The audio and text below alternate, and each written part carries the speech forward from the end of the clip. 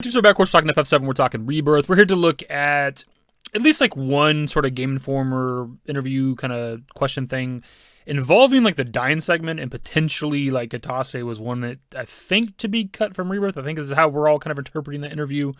But I do want to do a quick follow-up to our last video too, where we looked at like some more year-end messages, specifically with Hamaguchi's year-end message and his like keyword being revival, which isn't really surprising anymore. Audrey translated that wrong. Right here we have Zach Keogh's comment from the previous video, who's somebody that's been like on the channel for a long time, like translating shit, giving me a little bit of knowledge on the Japanese side of things.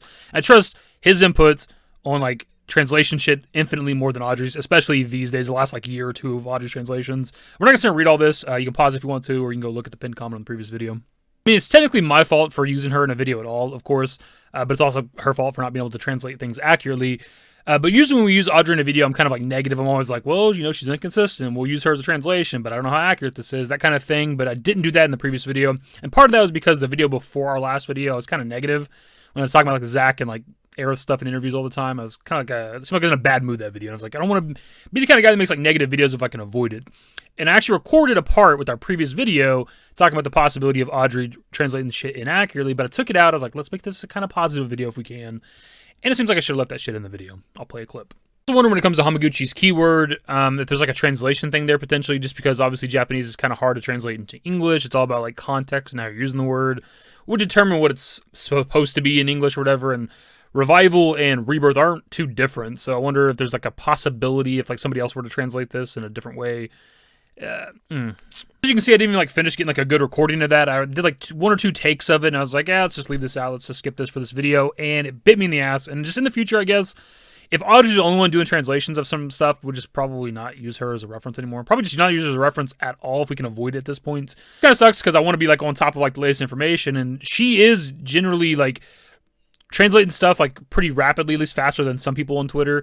And I want to be like giving you guys the latest information, but if it's not accurate, then it's all for fucking nothing. Because like we had a bit of a discussion in the previous video about Hamaguchi's keyword being revival and what that could possibly mean, and it's all for fucking nothing because if his keyword is like rebirth, and if it's rebirth, if we knew his keyword was rebirth, then that's not as exciting. It's just if his keyword's rebirth, it's because FF7 Rebirth's coming out, right?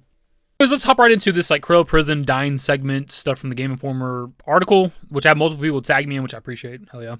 So we're just going to hop right to the parts that are worth reading and talking about. Though the conversation started with Aerith's arc and Sephiroth's role in this middle entry, it was clear the developers were excited to tell me about a different scene that takes place in the Corel Prison portion of the game. When the remake project was first decided, we already felt that if we were going to take on the series, it's imperative that we depict the characters much more deeply and go into more depth in approaching them, Nomura says. Not only Aerith's arc for Rebirth, but even other characters like Dyne, for example, are really wanted to show in a more detailed way for Rebirth. There's a scene where I truly want to cry when I see it. Hamaguchi follows that up with, oh yes, that Dyne scene is a great one. It might be one of the top most wonderful scenes. So you can pause there for a second just because like finally they're talking about other shit. It's something we talked about with, 2 videos ago with the whole Aerith and Zack stuff. Like I get it.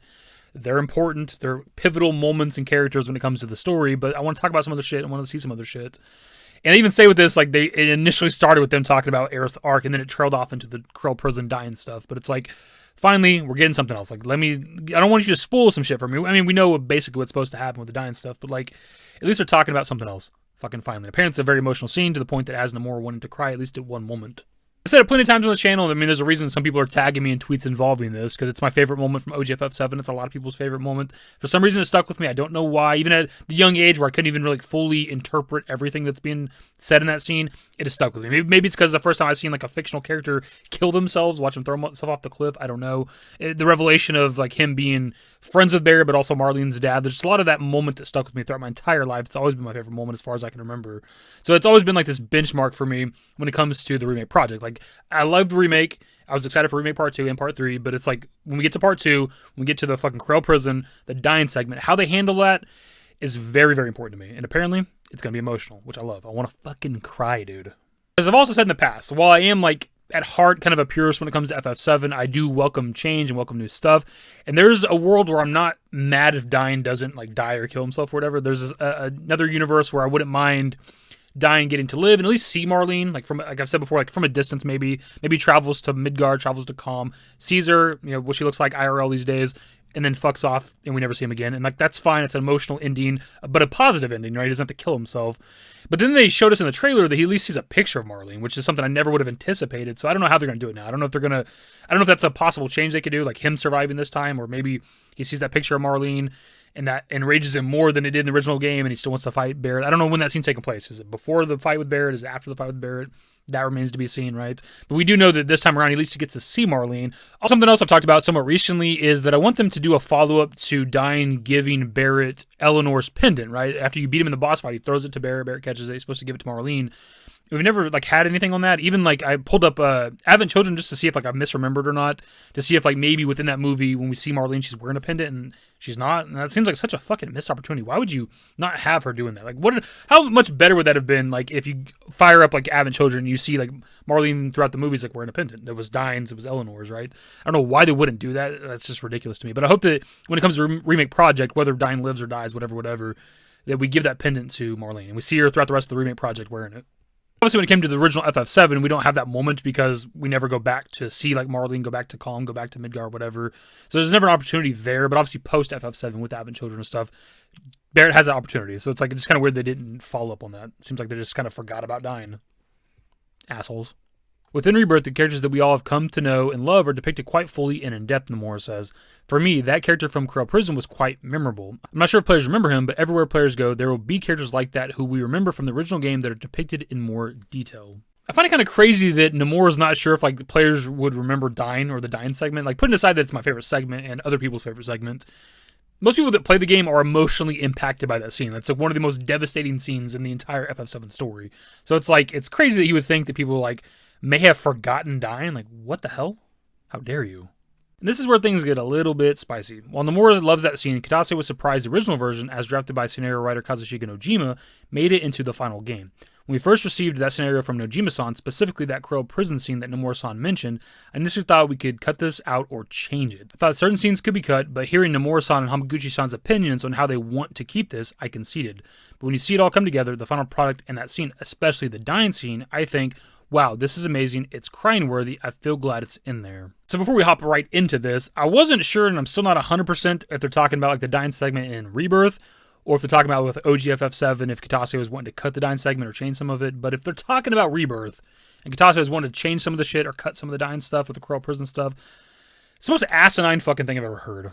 Just putting aside that it's like one of the most emotionally powerful scenes in OGFF7, it's where you get like really all the backstory for Barret, right? You learn the history of Barret, the town of Corel, that he was actually pro-Shinner back in the day, which is why he's so anti-Shinner now, because of them destroying his village, killing everybody, including his wife, and he thinks that, you know, Dyne's dead or whatever. And you also learn how he lost his arm, where Marlene came from, etc., right? That's like all of Barret's story. And if you change that, or alter it, or cut it, it's like, what are we doing? You don't need to change anything from OGFF7 for that segment. In fact, you don't even have to add anything if you don't want to. I think it's like a perfect segment. Like, again, it's how you get Barret's backstory. Why the fuck would you want to cut it or change it, dude? That would have been like the last straw for me. I don't know how I'd have felt if we went into Rebirth and there's no Dyne Corel Prison, or it's like altered too much or changed too much, or they cut it entirely. Dude, I don't know how I reacted. That would have been awful. That'd been fucking stupid. It's just been a fucking stupid thing for them to do. I'm getting pissed off now.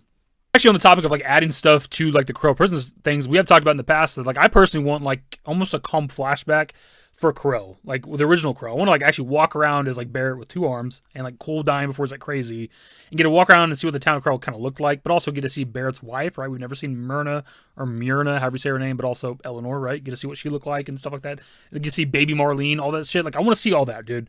I'm perfectly fine with him like adding to the scene, especially if we're getting like more backstory for Barret and getting to see like original Corel and all the people that are kind of a part of like Barret and Dyne's story that we've never seen, we just kind of heard about, right? Eleanor, Myrna, stuff like that. It doesn't need to be like super long. It doesn't need to actually be like the calm flashback where it's like in remake that's probably going to be like an hour plus of playtime, right?